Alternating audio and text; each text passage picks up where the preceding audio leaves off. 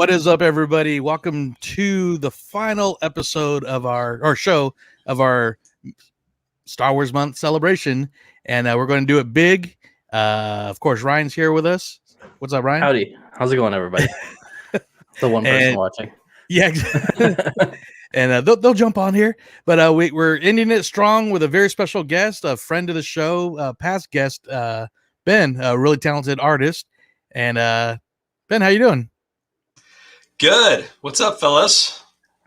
Just ready to talk some Star Wars, and I'm still trying to vent a little bit off my day at work. Had to crack open a cold ones real quick, so figure there you go. Why not? But yeah, we had you on. Wow, on the show leading up to Star Wars Celebration Chicago. Yeah, and I thought this is a perfect time to have you back on again. So except this time in video form. So.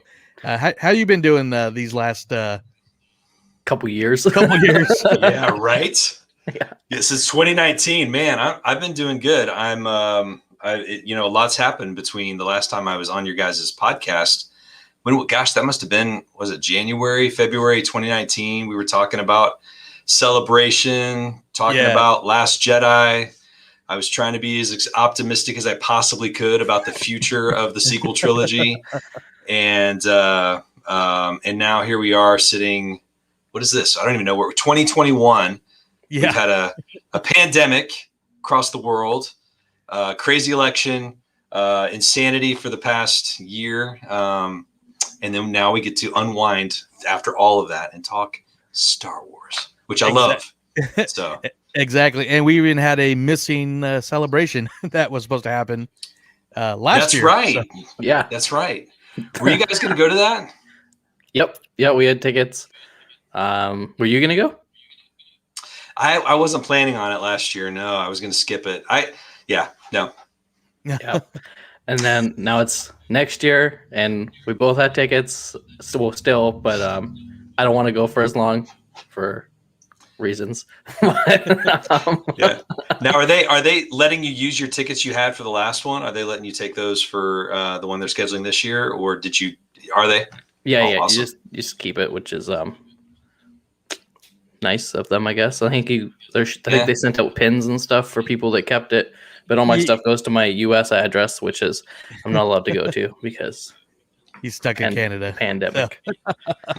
So what's up, Sasquatch? Yes, it was a crappy year, but 2021 started off better. Disneyland's opening. We're going next month. Really super excited. But no, I just want to bring up Celebration again one more time because I was lucky enough to just out of the blue run into you, like between podcast stage. I was like, Ben. Like, yeah. I'm like, hey, what's going on? So, that's right. That was cool. Yeah, were you guys? I can't remember. Were you on the stage? You guys were on the stage, weren't you? At some point? No, I was helping. Okay. I was helping. It was either the Skywalker through Neverland, or Fangirls Going Rogue, because I was helping both of those ones. But and I was meeting. What's his name? I'm blanking on his name. Who was I meeting? Ray Park. Yeah, Ray Park. So, and that's one of the great things about Celebration is, I mean, you run into tons of friends, but a lot of it is, hey, let's meet here at this time, or let's meet here at this time, or this. But it's even better when you, out of the sea of people, you just like literally bump in like we did. Yeah. So that was really cool. Awesome. I loved it. I think honestly, while I love Celebration, I think one of the things that I love the most is being able to meet all the people that I've talked to online or, interacted with. It's really fun to be able to finally meet people face to face, shake hands, take pictures with each other, with friends. There's so many Instagram friends I've made over the past 7 years that I've been doing this online. And that's one of the funnest things is networking and talking to the people that you've made community with. So that was cool. It was awesome to meet you, Joey. Yeah, that was definitely a highlight is running into people like you said that you meet. Ryan met some friends that he was podcasting with, but never met him in person until the show floor. So yeah, that's how the world is now. Like most of my friends, I just are online. One friend that like one real friend lives here, and the rest are all it's around America. Yeah. Now, were your expectations met when you met them in person, or were you severely disappointed? You probably shouldn't say that, actually. No, we'll keep that quiet. No, yeah. That's awesome. Like, And so one thing I definitely want to talk about with you is you're a great artist. So I'm just showing off the card you sent us. It was I an have awesome I have that Grievous too card in my collection. So, it's so cool. Awesome. And I love Thanks, guys. And I love the sketches you because I like just the natural, pieces you can hold in your hand because like 'cause I do the tops the card trader once in a while and I forget everyone. I'm like, oh, let me open some packs and everything and oh yeah, it does look sick. You can check it out on this site. I will definitely plug that in a little bit. So, but thanks, guys. But just seeing these physical cards, I'm so excited with all these lines of Star Wars that were supposed to come out. Then they just focus on the digital. But can you tell us a little bit about your history of doing the Topps cards and some of your favorite characters that you like doing or most even requested characters possibly? Yeah, definitely. For me, I think my art journey started when I was 3 years old. Wow. And yeah. I didn't draw for Topps at 3, but man, the thing I did all the time as a kid after I saw Star Wars, before Star Wars, it was Hot Wheels. And then I saw Star Wars and everything was Stormtroopers. I just drew Stormtroopers like crazy as a kid. Then for myself, when I got older or old, vintage, as I say, probably about 6 years ago, it's like 2015. I ran into a friend of mine, and he was a part of. He was drawing for Topps, and his history. He drew for Batman the Animated Series. He was part of the storyboard crew that did Family Guy and stuff like that, and he helped create Harley Quinn. And his name is Todd Aaron Smith. He was a good friend of mine, and. He saw some of my artwork, and growing up, that's what I wanted to do. I wanted to be a comic book artist, and my life took a whole different turn. And he saw my stuff, and he's like, "Hey, you know what you should do?" Because I told him, I said, "You're doing exactly what I dreamt of doing when I was a kid." And he's like, "Your stuff's not too bad. You just need to work on it a little bit, and then when you feel confident, put a portfolio together, and I'll help you send it off to Topps, or I'll let you know how to do it." And so I started drawing again and was having a blast doing it. I started posting it on my Instagram, and people were like, "Hey, how much would you charge for that?" And I'm like, "Really?" So, so then you kind of feel like, okay, I must be official if someone's willing to buy my artwork. Yeah. So I figured I was ready, and I sent them off a portfolio, and they invited me to the Rogue One set, the second one, I think, which was 2016, like right before the movie came out. And that was my first set with Topps. And from then I just was doing it every set until, I think my last set was the black and white Return of the Jedi, which was, released in early 2020. So that was the last time I drew for Topps. I had to take a break. I just found myself in 2019, man, my vacation was just spent drawing and drawing and drawing and drawing. And I always told myself, I'm like, if I lose the joy, I'm not enjoying it, you just need to stop for a while. So I've been on pause, but that's how I started. And I love doing it. Favorite characters that I love drawing. I will say there were some sets. Some of my favorite sets that I did for Topps were the ones that were not like they would give us parameters on things they would want us to draw for specific sets, right? So the ones that I really enjoyed were the ones that were where we had the freedom to draw across any trilogy or any era of Star Wars. So those were my favorites because I found myself in the last year. I was finding myself drawing a lot of prequel stuff in 2018 and 19. So on the Galactic File sets and Masterwork sets, I was drawing a lot of prequel era stuff. Mixed in with some original trilogy and a few things here and there. But that was my favorite. I was on a run of lots of clones, droids. I mean, you can see that trading card that I was a part of for that last Galaxy set, which was it was amazing. I mean, as a kid, I collected the Galaxy set in 1993. You guys are probably babies back then, or maybe the twinkle of your parents' eyes. I don't know. I was wasn't born around. yet. He wasn't born. Okay, I was yeah. around, and I had the just a regular like film cards. Yeah. So the first set for the Galaxy thing came out in '93, and I remember getting that whole set and just being in awe of all of these artists interpreting what they saw, or what they had imagined certain scenarios, and I loved that set. So when they invited me to be on that was like, it was a holy grail for me. It's like the heavens opened and the lights shone down as I opened up that email. It was like, hey, we'd love for you to submit some ideas for this set. And so I submitted 2 ideas, and that was fun. And that was the one they recommended that I go with that one. So That's awesome.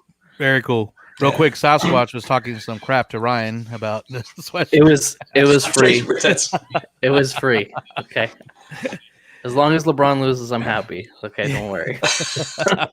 But that's great though. And do you still do like traditional, pencil to paper drawing, or is it all like on iPad now? Or no, I'm a pretty traditional guy. I've tried the digital stuff, and I started dabbling in it, and then I was like, I just don't enjoy it. I probably should, if I want to keep up with the kids these days, but but I just enjoy the traditional media. Thing. Yeah. I mean, I had the Apple Pencil and the iPad Pro, and I would, I messed with it for a bit, and I was having some fun with it, but I just wasn't my thing. Yeah, I have a friend. He's a comic inker and long time, and he's a, like I said, pencil to paper kind of guy, and especially when he's at cons, or was at cons. Well, they're opening up again, but he was always there drawing, and people love seeing that live drawing on a piece of paper or on a blank canvas comic or something. And he tried to do the digital, but he's like, it's just not me. So just stick to what you love, though. I would say. Yeah. There are some people that are super talented at it, and it blows my mind what they do with the digital stuff, but I just not clicking for me. Yeah. And speaking of cons, did you ever have like tables or local cons or something? Yeah, I did in Kansas City. I would do. There was a couple of cons that I did. I don't know that they're doing any more right now. I think they've kind of put them, obviously, like the rest of the world, put those things on hold. But yeah, I did a couple of conventions here in Kansas City. Mm-hmm. Would you ever do a big con like Celebration? It's a tough thing. First of all, to do the Celebration thing, there's two ways you can do those conventions. There's one, you can pay for a table or a booth. And I think they all have to actually pay, but I'm not sure how it goes, or go through the process of submitting artwork to be in the artist alley, the official one. Right. So that's a grueling process for those artists to get approval from Lucasfilm. So you have to have the stamina and the ability to really work hard, and the time to really work hard at submitting stuff. So from my understanding, I've never submitted anything. My understanding is it's a pretty grueling process for those artists to get through that narrow gate. But the other aspect for me, I would consider it definitely. But for me, it's if I do that, I'll be sitting at a table, and it's so hard. Yeah. Like Celebration to me, it's like, I don't want to sit at the table. I want to go. Well, you're a fan. That's the one thing. Yeah. Right. Yeah. So, I'm a fan first, and that would be very difficult. Yeah. Totally understandable. Yeah. When we went, I think Joey, you were with me when I bought some art. Like the artists just sitting there all day, like going through all their stuff and like doing the signature. And like, that's like 4 straight days, like 10-hour days, just straight. That'd be so exhausting. Yeah. I forgot their hands are like this when they're done. They're just like, they just got a stamp. Yeah. Next. I forget the artist that you got, but she looked tired, and it wasn't even like, it was only like in the middle of the day. Yeah. But that's like all day. Was that at Chicago? Yeah. Yeah, he got a really what was the piece? It was like it was like a trading card, and it's like Han and Leia up top, and then like old Han and Leia at the bottom, and I like guess a playing card. Yeah, like a playing card, and then I guess the year before she did Luke and Leia, and then I forget what she had planned for the next celebration, but that hasn't happened yet. So that's awesome. Yeah, I think for an artist, if you can get that little imprinted Star Wars Celebration logo or icon on your artwork, that's a pretty big deal, and that's awesome. Yeah, they must just work like all year round working on those, right? Yeah, I think some I've of them heard do. stories. Yeah, it's wild. It's so much work. Yeah. Now you can focus on the smaller conventions. Yeah. Yeah. Like if you're in Nashville next year, we plan on going to the ICC con. Do you? Yeah, we're supposed to go this year, but I didn't have faith that it'd be not that con, but that cons would be open in general. But Michael, the guy that runs it, great guy. He told us last year, yeah, we're going, and they did. So they were the first real big con that went, and it was sci-fi and toy convention. So yeah, wow. And then next year, the only day I work next April is right in the middle of their convention. So that's like, yeah, that's okay. Joey will go for us. Yeah. So, but represent. Yeah, it's hot roll. But you're also a big collector. I mean, both you and Ryan are big fans of the hot toys. So, can you tell us a little bit about your collection in the back? Because that is pretty impressive. Yeah. Oh, and let me see. Well, I think I can expand on your. Can you see what it is? Yeah, let me see if I can. Okay. We're gonna make you full. Oh, that's you, Joey. I know. There we go. Oh, there we go. Okay, so this is weird because it's backwards from. It's opposite. All right. So so I'm a Hot Toys person. I love the Hot Toys. I had collected the Black Series stuff from when it first started in 2013, all the way till like I think The Force Awakens, and then after that movie, I was looking around my stuff, in my storage closet. I'm like, everything I own, they're all in boxes. And they're all in storage bins in a closet. I spend all this money and I don't do anything with them but stick them in a box. Like, what joy am I getting in that? So then I ran across this stuff and I thought, I wonder if I could sell these, because I noticed that, it was right before Rogue One and after TFA, like people were starting to get into Black Series and they missed out on those first 3 or 4 waves or so. Yeah. And so the stuff I bought then, I created another Instagram account and I just started selling stuff on there. And I would do these nights where I would sell them online, and people were buying them on my Instagram account. And I was, something I spent $20 on, people were spending $80, $90. So yeah, I like to tell my wife, I'm like, listen, I'm reinvesting my money. And she's like, can you please stop saying that? Like, because it seems to validate that I'm buying toys as a, 40-something-year-old guy. So, so here's, that's you, right? Yeah. You know what I'm talking about. The struggle is real. Yeah. I got the Jedi Luke, which I love. It's a fantastic character. One of my favorites when I was a kid. I've got the Empire Strikes Back Vader, which is this was not the 40th anniversary version, which they re-released this one. They repackaged him. This is Boba Fett from Empire. Not the 40th anniversary one, just the standard one. Anakin, not the evil Sith eyes, which Ryan, you have. Yes, which I'm quite jealous of. I keep looking on eBay. I'm like, is somebody going to just sell his head? I mean, somebody could make lots of money off selling just the head with the yellow eyes. Yeah. But then I've got Attack of the Clones Yoda, which is a great figure. And then Obi-Wan Kenobi. This is the Ewan McGregor Revenge of the Sith. It's the deluxe version, but I didn't pull all the stuff out. And then, this is weird. Okay. And then Qui-Gon, which is a great figure. Then Count Dooku, great figure as well. The likenesses are insane. Yeah, it's crazy. There's nothing like it. And then I've got Commander Cody, and over here is my lone only Sideshow created figure, which is the Darth Maul Naboo fight, whatever. I can't remember what they called him, but he doesn't come with much. I mean, really, that's all he comes with is a couple extra hands and and that's it. But it's a great figure. So yeah, man, I've been collecting these. I try to keep it pretty specific, so I don't, because it can be so easy. When I was doing the Black Series thing, and so many at one point, it was ridiculous. And I just, I had like 30 Hot Toys, and they were just mishmashes, and I was like, why am I doing this? So I sold them all and went to Disneyland. And now I have a set of Marvel, and now I'm just gonna do Jedi and Sith, or else it's gonna it gets out of hand.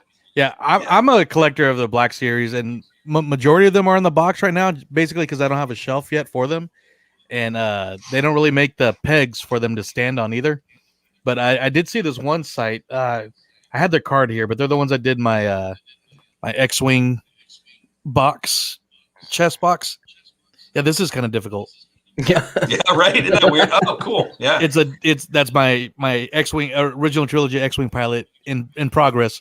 Okay, but they started doing the acrylic stands for the Black Series. So I'm like, okay, but I might get there are a bunch of Hot Toys I want that they look amazing. The Mandalorian Ahsoka looked pretty badass.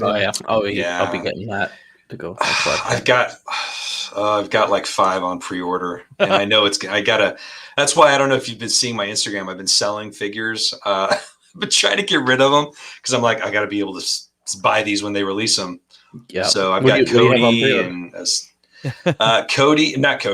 Rex. I've got the what's the red clone? What do they call those? Shock Trooper. I don't know what they're calling the them incinerator. Now. It's so one of the ways that I'm keeping my collection focused. I'm going GL level, George Lucas level Star Wars only. That's how I'm like. I'll start there, and then I'll pick things here and there. So that's a good start. Yeah. Real quick, Sasquatch just commented that those wouldn't last around with his Rugrats because they love Star Wars. Yeah, don't have kids. I mean, don't have kids around them. Don't. I mean, Sasquatch is already late. He's got kids. Yeah. I don't want to really buy figures from the new trilogy, but the new Rey and Kylo they just released, those head sculpts are crazy. Yeah. They look amazing. Yeah. Which one's that? The new Kylo and Rey from Rise of Skywalker. So, okay. Yeah, they look insane. And it's just I don't want to buy them, but I want to buy them. Yeah. Well, even if you didn't like the movie, you can appreciate the art, I guess. I didn't mind Rise of Skywalker. I just actually this kind of random, not a random tangent, but at work I was listening to the Audible version of it, and man, I'm not a book person, but I'm like, I listen to a lot of podcasts at work, but I'm like, you know what, I got Audible. I'm going to actually try to listen to some books and stuff, and so I listened to Rise of Skywalker, and so much more details. That's like this should have been in the movie. But a lot of things. I'll leave it in that. And a lot of things not in the one before that, but. Well, speaking of that, J.J. Abrams came out and said that it would have been a better trilogy if it was more planned out. So brought to you by Captain Obvious. Yeah. So yes, I everybody knows I do like the sequel trilogy. I do admit there are many faults in them, and even when people were crapping on the. Oh, we lost Joey. Oh, I think he was going to say, I know you, I think he was getting ready to say, I liked the sequel trilogy, but I really don't anymore. Oh, no, he's back. I'm back. Did I freeze? Did. I froze at a rare time.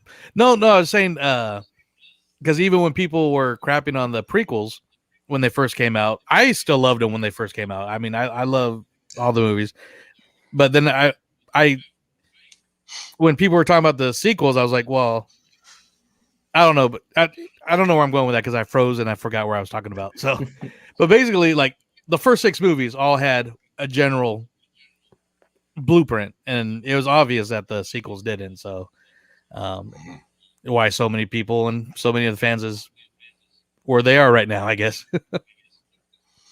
Yeah. But if yeah, I think mean, with I thought one- that. I thought. Oh, go ahead. Sorry.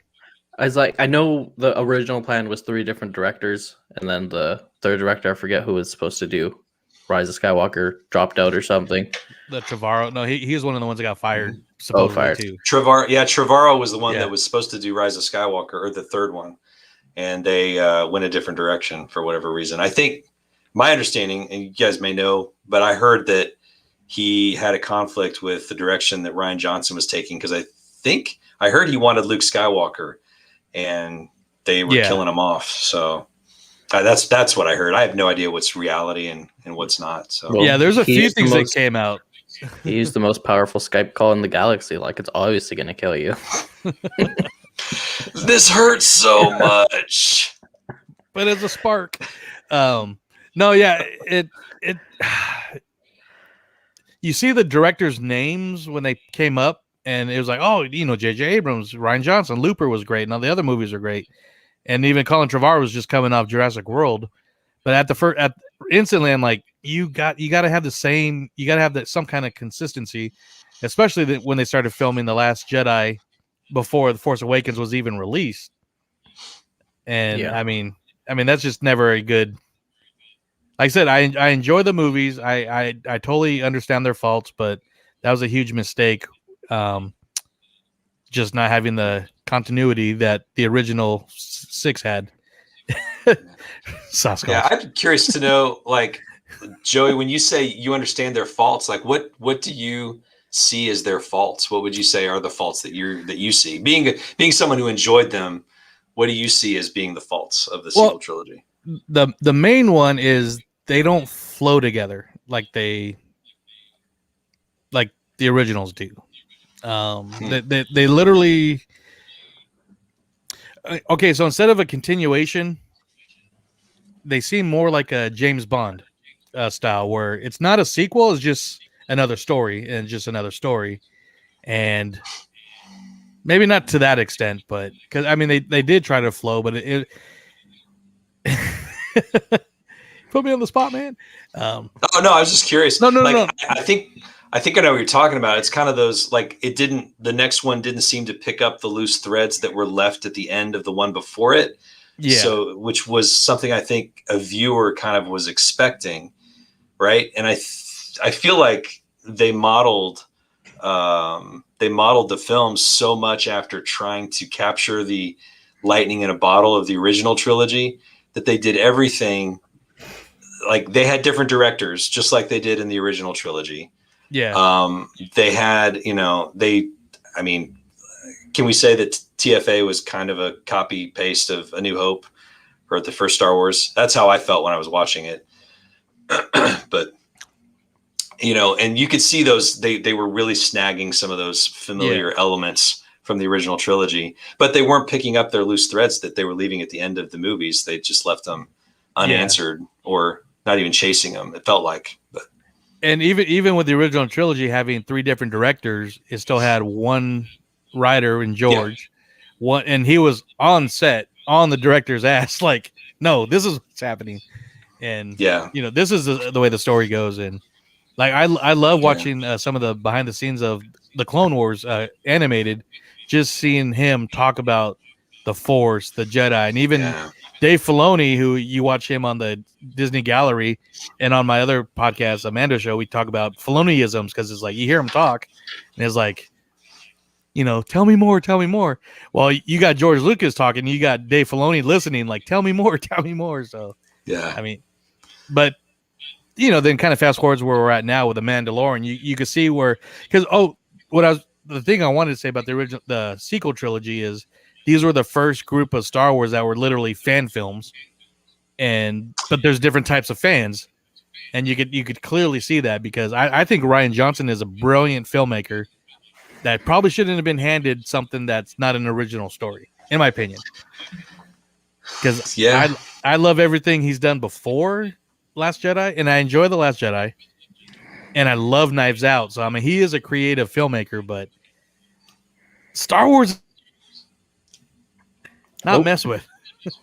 Yeah, it is kind of, and I mean, obviously I'm not a fan, but of the sequel trilogy, but I will tell you that like Rian Johnson's stuff, I enjoyed Looper a lot. I enjoyed his Breaking Bad arc there at the end. Like he delivered the end of that series, that whole series, in such a way that was mind blowing. It was amazing. So he is very good at what he does. I feel bad for people like him who were invited to be a part of something that's so, I can't imagine the pressure, something that is so, it's not just a movie. It's modern mythology. Mm-hmm. You're messing with something that's above what movies are.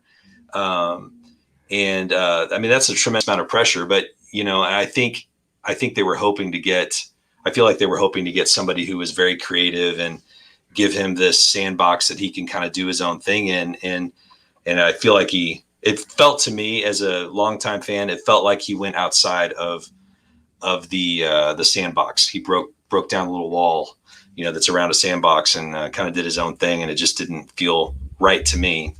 But, mm-hmm. But like not everybody's like me. There are people that enjoy it, and, and no matter how wrong they are, I still care about them and I still love them. Just kidding. What about you, right? No, yeah, I'm like all into it. Like, yeah, yeah. Did you like the Rise of Skywalker at all? So yeah, Rise of Skywalker was weird because I did a little video. If you go to my YouTube channel, it's like I did 2 videos. I did one driving into the movie theater, and I was like, I'm going in, guys. I want to wipe out my disappointment. I'm going to give this thing a chance. And I said, I just hope that I get this, and I hope I see this.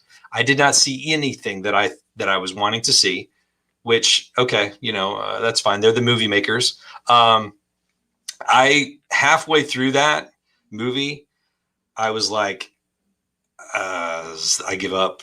Whatever. I didn't hate it. I didn't walk out mad like I did, or confused like I did for weeks after that. I don't know.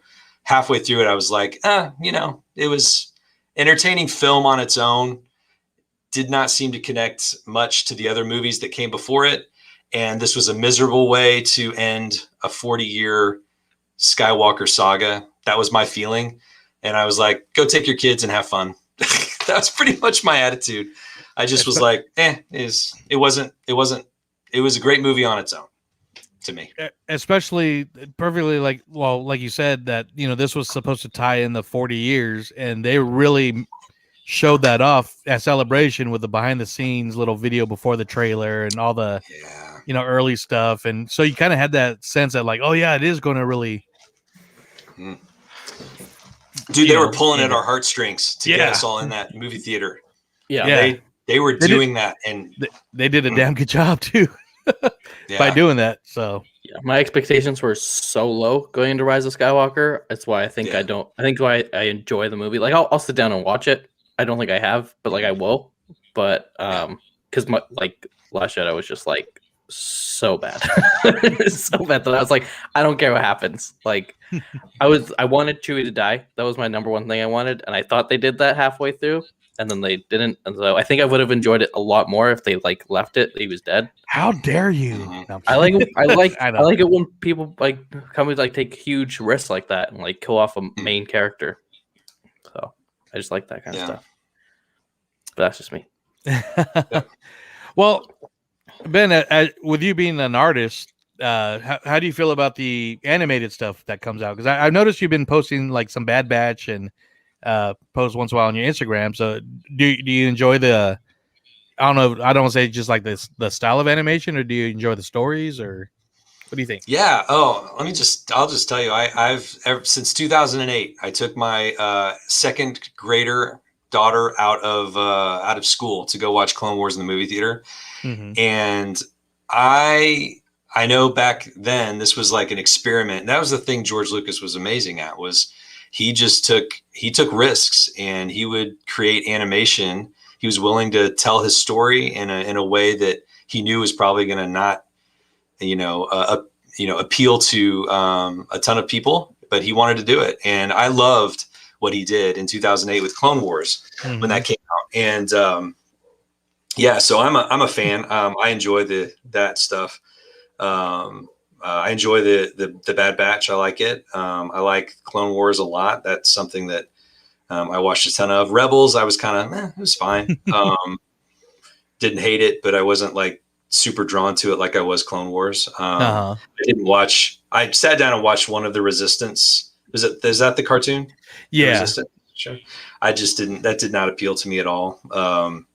But the movies that were coming out didn't really help my motivation to watch. Yeah, it. true.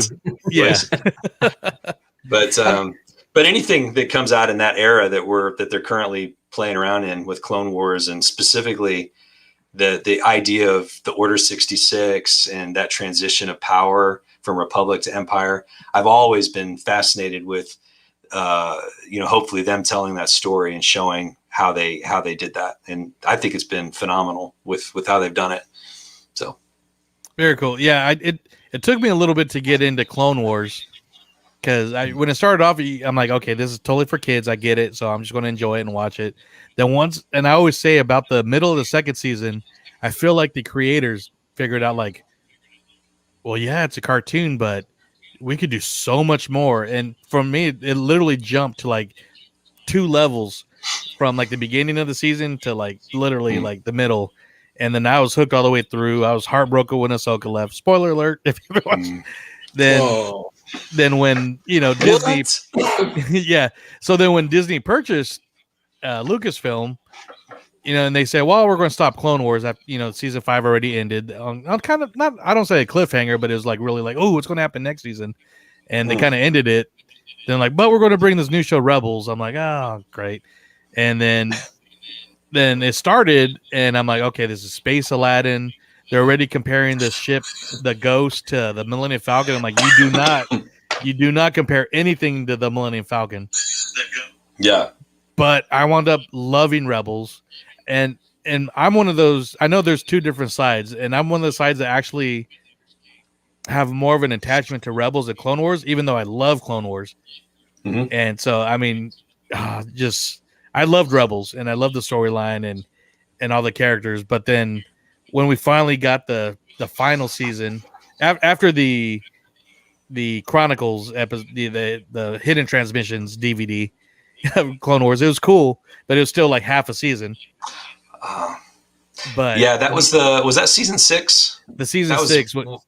Yeah. Yeah, the unclassified edition. Declassified. Yeah, declassified. The Lost Missions. Oh, Lost Missions, yeah. But seeing Yoda doing the whole like Jedi trials, that was awesome. Then seeing that episode that was it Echo, that his chip, he was, you see the whole thing with the chip malfunctioning. So that whole storyline, but it was like we still got half the season, but finally getting the final season of Clone Wars, introduction to the Bad Batch, then find out where Ahsoka was. But that last 4 story arc that tied in with the Revenge of the Sith, I still say is some of the best Star Wars we've gotten. And definitely the best thing, Mandalorian aside, still probably the best thing that Disney era Star Wars has put out. But that was still Filoni's story from 10 years ago that he never got to finish. So I don't know. I was just rambling. I haven't seen anything. Stuff. So at least watch the final 4 episodes of the final season, Ryan, of Clone Wars, and then watch Revenge of the Sith after it. And it's heartbreaking, bro. Okay. So, because you're a prequel guy. So. Yeah, exactly. Yeah.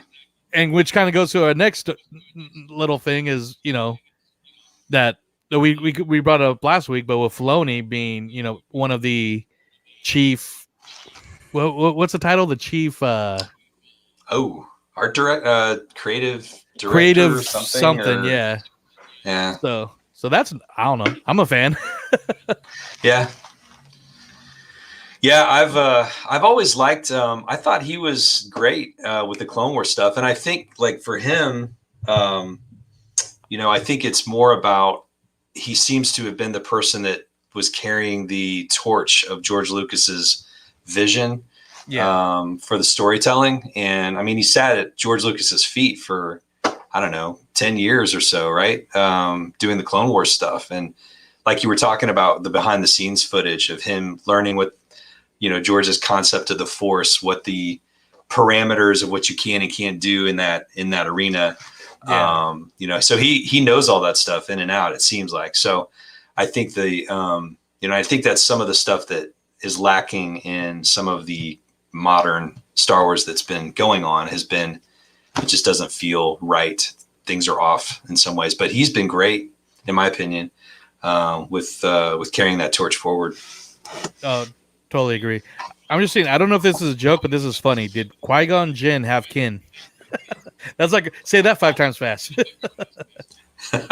Did Qui-Gon Jinn have kin? That could be a song. Yeah, exactly. Where are you? Bring out the guitar. It's right behind you. Yeah. Did Qui-Gon Jinn have kin? Don't get me started. I'll pull that down and write one. I expect a song sometime soon. So yeah, in 2 years when we have you back on the show, we want you to. No, wait, we'll have you way on before. So okay, all right. What are your thoughts on the Mandalorian? I enjoyed it. Let's see. I'm trying to remember when it started. When it came out, I was, first of all, let me back up. Did you guys, when you were at Chicago, did you get to go to that panel where they showed the trailer and all that? I was early. Yeah, he left early. I was in one of the overflow rooms. But it was I was in the Amy Ratcliffe. I gotta always shout her out because she's awesome. But the Amy Ratcliffe, her twin son's room that showed everything. Yeah. So yeah, that was the first kind of taste that we got of what was coming. And I remember sitting there and hearing Jon Favreau. I think he said something along the lines of, "This is for the original fans. You're gonna like this." Like, it was almost like he was saying to those of us who have been dissatisfied or not real happy, or there's like, "Hey, it's gonna be okay." It was like, "Yeah, I love you. It's gonna be okay. We're together." And yeah, so I enjoyed. I really loved it right out of the gate. There was a stretch where I was like, okay, the member berries are really getting a little thick in this here storytelling. You know what I mean? It was like, okay, all right, So there were just so many nods that I'm like, okay, but that's a very minor complaint because I really enjoyed the story. It's very. It is definitely it's that Western type feel, right? And yeah, and I love the second season. Has been awesome. I loved it a lot with the integration of more Clone Wars. You can see Dave was getting to tell some more of his story interwoven in there about these characters that he was a part of creating and making come to life. So that was exciting. And how can you go wrong with that last episode? That was like redemption. And it was, I remember watching with my wife and I paused and I said, this was what everyone was waiting for that we never got. How hard, why was this so hard? So anyway, I love it. It was great. It sucks for people that are upset about the new trilogy. Like, one of my best friends lives here. He just doesn't watch Disney Plus stuff. Even I gave him my password. I'm like, you need to watch Mandalorian. I'm like, it's good. He's just no. Like, I already seen what Disney did. And everyone's like, I feel like a lot of people don't even know that Luke scene happened. And it's just like, it's more than Baby Yoda. Yeah. No, everything about the scene, that episode was amazing. I'm a huge fan for years of Giancarlo Esposito. So I love him in the show. And I like, we've talked about this on a couple of podcasts before, but I love when they show strong women, but on movies and TV shows. But sometimes even as much as I love Endgame, I thought the one scene with all during the portals where they all come out, to me that was a little much. It was like, okay, yeah, there's some strong Avengers, but okay, we get the idea. But the way they did it on the finale with Bo-Katan, with Cara Dune, with Fennec, you got these 4 badass women, but they didn't have to stick it in your face. It was just like, we're doing our job. And just how they did it was amazing. I love that whole scene. Yeah. Then, that Luke scene, I'm just like, no. That's they're not doing that. You see the X-wing. Yeah, It's like, was that R2? Was that then R2 pops out at it's like, I know, I forgot, dude. All the grown men crying Yeah. around the world. That scene. I mean, it brought back. It was so like, it was so 80s. I mean, when they got in the elevator, I'm like, this is like E.T. It's like when he's saying goodbye to Elliot. And you know what I'm saying? There's all those. There were so many nods. It was Close Encounters. It was E.T. It was all that stuff. And I'm like, this is why these two guys, Favreau and Filoni, they understand the genre. It's not just a genre, but it's a specific way of telling a Star Wars story. It's not easy. I mean, here I am. I don't even write them. I don't even trying, but I'm just saying. I've heard them say. I've heard people say that, man, it's just not an easy thing because you're not just making a movie. You're having to retell the story in a way that fits in with the rest of everything else. And if you're not doing that, you're actually hurting the brand, and you're gonna, sadly, it's a religion for a lot of people. You know what I mean? It's that deep into people's psyche. Star Wars is. And I think that's the thing that they've nailed is how to tell these stories, and that's why I think things like Mandalorian and Bad Batch and stuff have been more successful than the other stuff. So imagine they're just hitting it. Filoni and Favreau did the third trilogy. Imagine how epic that would have been with getting them to do whatever they want with Luke Skywalker and Han Solo and Stop it. I don't even want to think about it. It makes me so man. So my thing is like, I'm going to go off for a second. Okay. Do it. Now, I'm just going to tell you this. Like I get invited to podcasts every once in a while. And I've told 3 podcasts in the past 3 months as the anniversary was coming around. I said no, because I don't want to be super negative on your show because I don't want to bring you guys down. Anyway, I think that they really just missed. It's the biggest softball in pop culture history was missed in 2015. And how could you not have put the main 3 on the screen at one time? They were all alive. They were all here. How could you not do that? I mean, that's the one thing that the people that are like our era, my era, that's the one thing we wanted. If they would have given us that, all of the other stuff would have been easier to swallow. But the fact that they missed that opportunity and then they, then they take the next step. Not only that, we're just going to go ahead and we're going to people like me, I'll just say it, desecrate the journey that Luke Skywalker went through in the original trilogy. And, that now is void. The stuff that happened from, 4 to 6, invalid, because he's going to have that struggle all over again. That's how it felt for me. It was the biggest pop culture miss, softball, in my opinion, to just have that one moment. Yeah. And that was my biggest complaint was we didn't get them all together. And even when, and during the Force Awakens, I mean, and I don't say not just the 3, but even Peter Mayhew was part of the Force Awakens.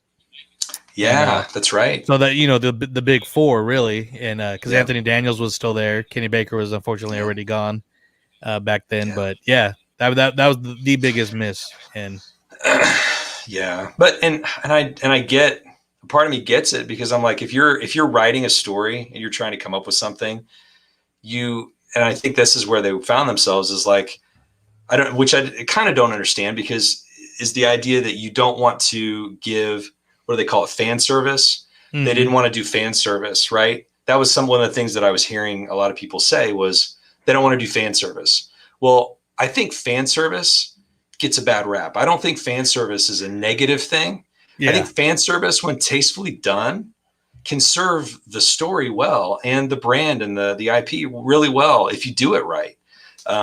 Which I think the reason I say that I think it was kind of odd to me for them to say that stuff was because at the same time, as I was sitting through The Force Awakens, which I actually enjoyed, the whole time I was predicting what was going to happen next, because I was like, wait a minute, they're doing everything that A New Hope did, everything, the journey, you got the droid on the You got the droid on the planet, on a sand planet, meets this individual, has to get the thing off to the rebels or whatever, the resistance. And then you run into a character who's a mentor, an older mentor from a previous war, which was Obi-Wan, and it was Han, right? And the mentor dies. This is supposed to be the moment that Rey gets, how deep do I want to get involved in this? Oh my gosh, this is real, And I was like, wow, everything's literally the same. But anyway, so why not just put them all on if you're going to do that, just put them all on the screen together. Just make the first movie the pop culture fan service historical moment.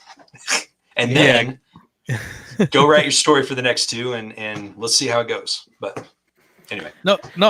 And that's something I agree with you. Like I said, I enjoy the sequel trilogy, but I agree with you 100%. Because I'm going to be 43 in a few months. I'm that original generation also. And, we grew up through the dark times of just 3 movies and the Ewok movies. So, yeah. Which are now on Disney Plus. So I watched them and they terrible.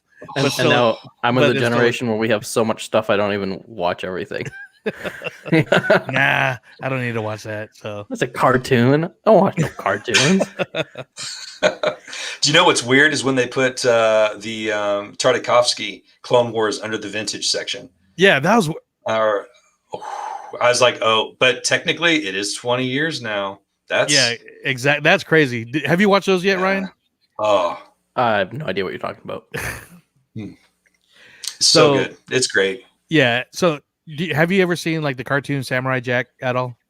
Never heard of it. Oh, is it the Clone Wars with the really weird animation? Well, yeah. It's 2D animation. Weirder. Okay. So these came out after like a year after the Attack of the Clones came out. And this is the animator of the Samurai Jack, which is a great show. It's seriously one of my favorite animated shows in the last, I don't know how long. But so he did the Clone Wars, and they were like little 90-second webs, like little. You'd go to TNT and you'd watch it, but it was like 90 seconds. And if you missed it, then you're SOL. So then they finally released them on DVDs, but there's 2 volumes, and one actually leads into the opening crawl of Revenge of the Sith. So you watch them, they're great. Like you guys growing up watch cartoons like when you were kids, right? I watch cartoons now still. Yeah, but for me, like I never watched cartoons as a kid. It was always like live action Disney Channel like shows. So I never ever like got into cartoons. So maybe that's why I'm just not interested in it at all. Yeah. Like the new animation looks great. Like I've seen what it looks like, but I don't know. I prefer real people. So maybe it's just like why? Because growing up, I never watched it. Sorry, keep us in the comments. Sasquatch, my bad.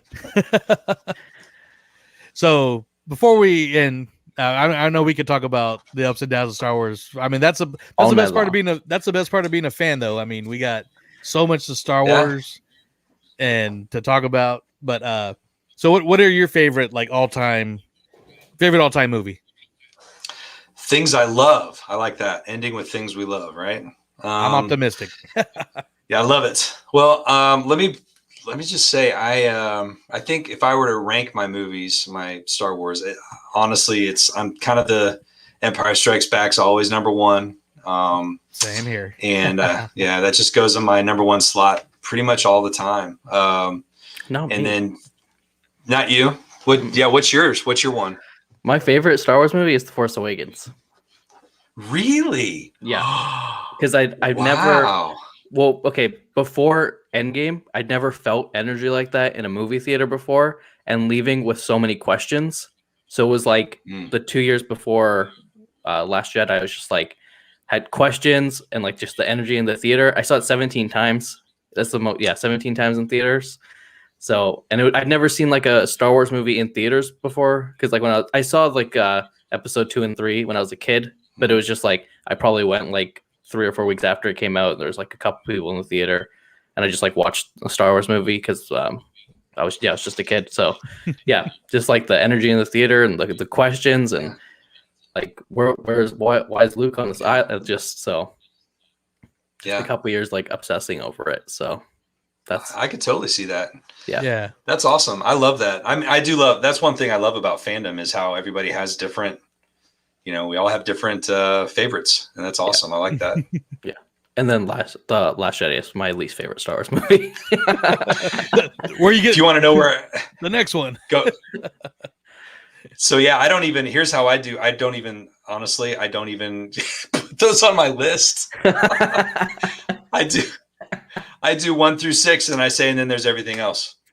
But yeah, but I will say, out of the sequel trilogy, The Force Awakens was probably the one that I think, for all the reasons you just stated, Ryan, the nostalgia for that. I think it did have there was so much positive energy going into that movie with fandom and, and standing in line with fans. That was awesome. That was stuff that I loved during the prequel era, going to the movie theater to see those movies. It definitely brought back a lot of that. It was a lot of positive energy coming out of it, going into it, coming out of it. And then there wasn't. So yeah, I love that. And I'll stick with the TFA right now. That I didn't realize that I didn't realize I didn't know what the crawl said, because my eyes were so watery until the second or third time I saw the movie. I'm like, oh, it says something about Luke at the beginning. I had no idea. That's awesome.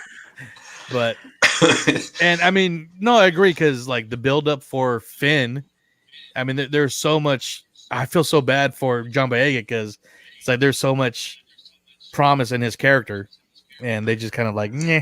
Well, that was kind of like that's J.J. Abrams thing to do, like put all the attention on this one person, or like kind of like what he did in Star Trek, even though it was just like copy and paste with the con. But and it would have been, I think it would have been better if say what you want, I mean, about JJ, but I think it still would have been better if he did the entire trilogy, because you would have at least had one continued story. I mean, it was sad that we finally got the official confirmation that Finn was force sensitive from a Lego holiday movie on Disney Plus. Oh, I didn't even know that. There you go. See, so who's gonna know that? I mean, that was so not smart. Yeah, but my favorite's also Empire. I'll go on that, and I've said it numerous times, is because like the thing about Empire that you always hear people say, oh, it's my favorite because it's so much darker, it's dark, whatever. But I told Ryan, even I think on our last episode and a couple other times where we were just bantering about Star Wars, was like the first original New Hope was so great in every aspect, just filmmaking, music, characters, everything. And it was like that first movie that I saw where it went up to the next level. Each character went up 2 levels. The heroes, the villains, the music, the action, everything. So it's like, well, and this was, and like I said, I was born the year after the original Star Wars came out. So I was 2 when Empire came out. So the first one I saw in theater was Return of the Jedi, which I still remember the first time I saw Luke ignite the green lightsaber. That's why that's my favorite color lightsabers to this day. And that's why the Mandalorian hit me so much, because I was like, and I'd never seen it that green ever.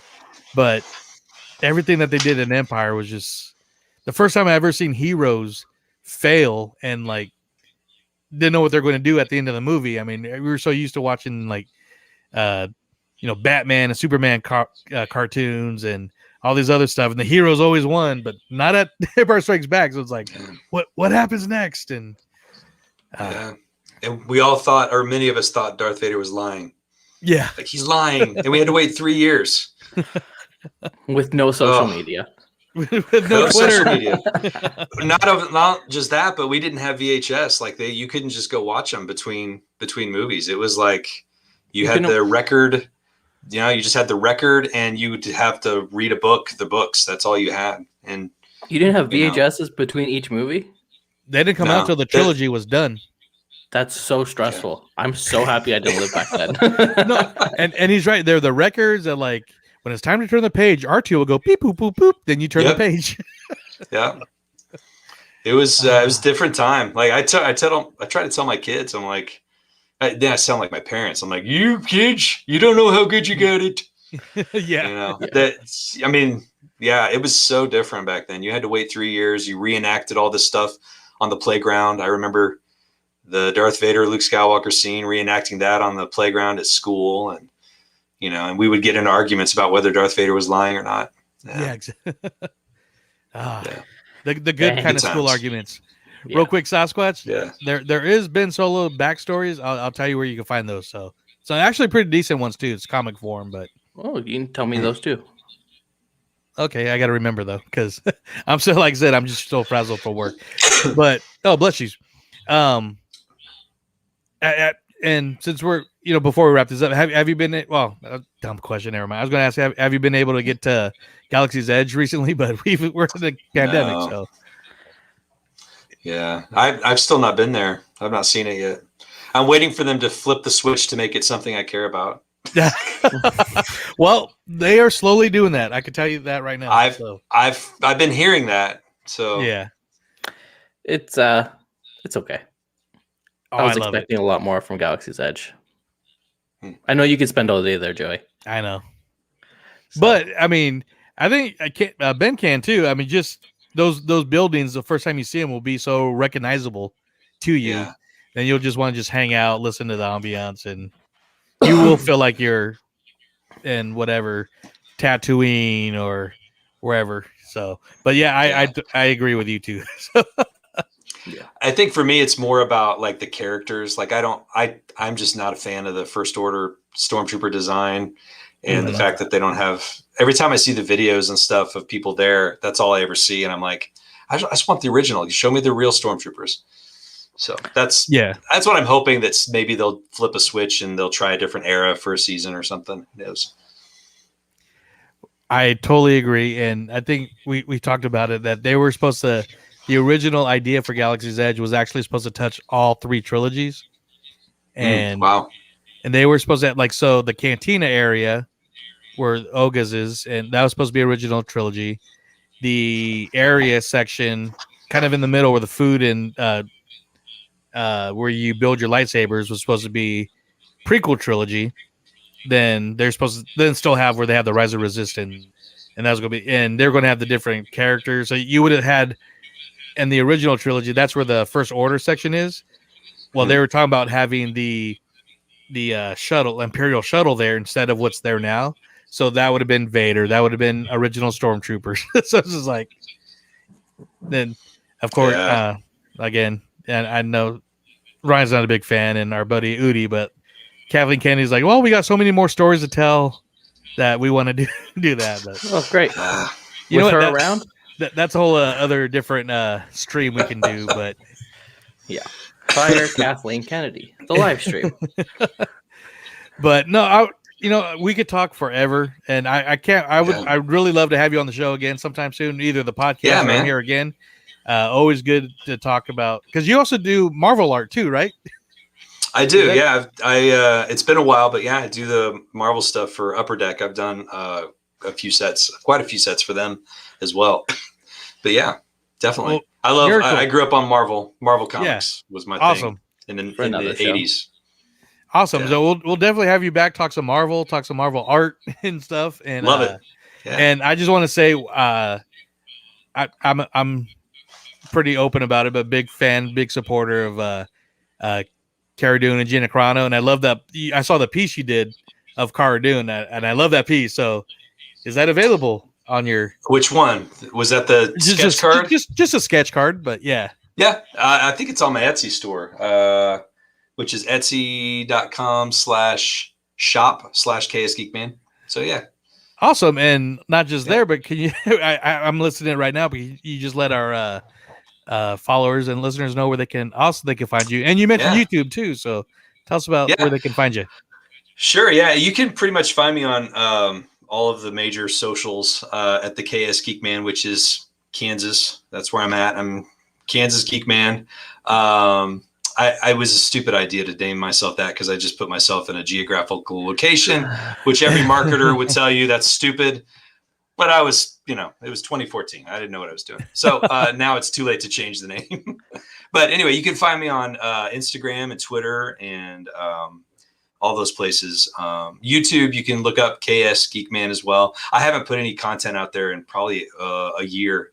But you never know. I might jump on and start doing some stuff again. at some point. I've just been, Battlefront 2 live streams. oh yeah, I've been doing Twitch. I've been twitching. I forgot. I started twitching some games.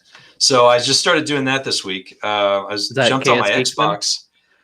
Yeah, Case man. I just jumped on my Xbox and I saw there was a Twitch app, and I was like, you know what? I'm gonna play. Why not just broadcast it? So yeah, Battlefront 2, love it. Yeah, too bad you didn't have PlayStation or I had Xbox. So I would have jumped on there. Yeah, I run into that all the time with people. Yeah, all the friends that I would love to play with are on a different platform. Guess you gotta switch over, man. Oh my goodness! I still gotta get. I don't know. Those controllers are so small for me.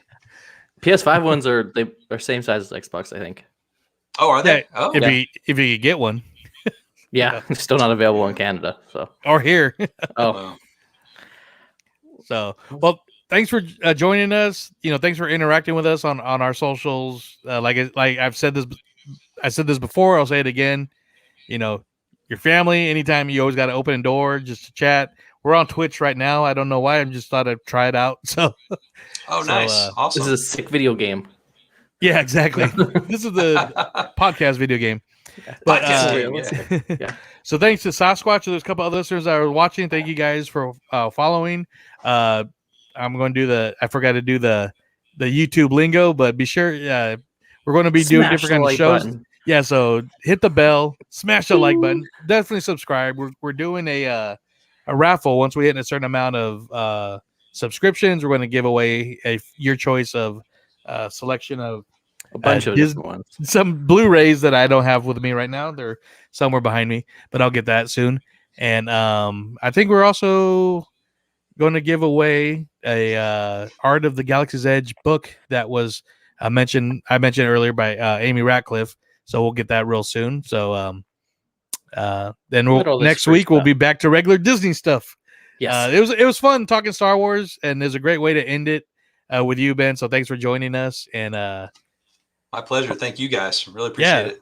Thanks, and hopefully we'll see you in Nashville or convention soon. Maybe I saw the Niners and Chiefs are playing. I forgot. I didn't see where it was. Ooh. So maybe we might. I might have to switch my name to SF Pittman, but go Hawks. Oh, you don't count. You're just. I want to delete you right now. So no, I'm just. I'm just kidding. You're back. So, but well, thanks again, Ben, and thanks everybody for watching. And we'll see you guys. Thank you guys. Toodles. Peace. Joey just left, but we're still live. Are we still live? All right, now here's where the real conversation happens. Oh, that's so funny. Wait, let's talk for real now. Let me tell you about Star Wars for real. Oh, he's back. Whoops. I hit the wrong button, and we're still live. So thank you guys. We're definitely practicing more. The Last Jedi. It wasn't last, and it wasn't Jedi. Discuss. Good night. Thanks for watching, everybody. Bye, guys.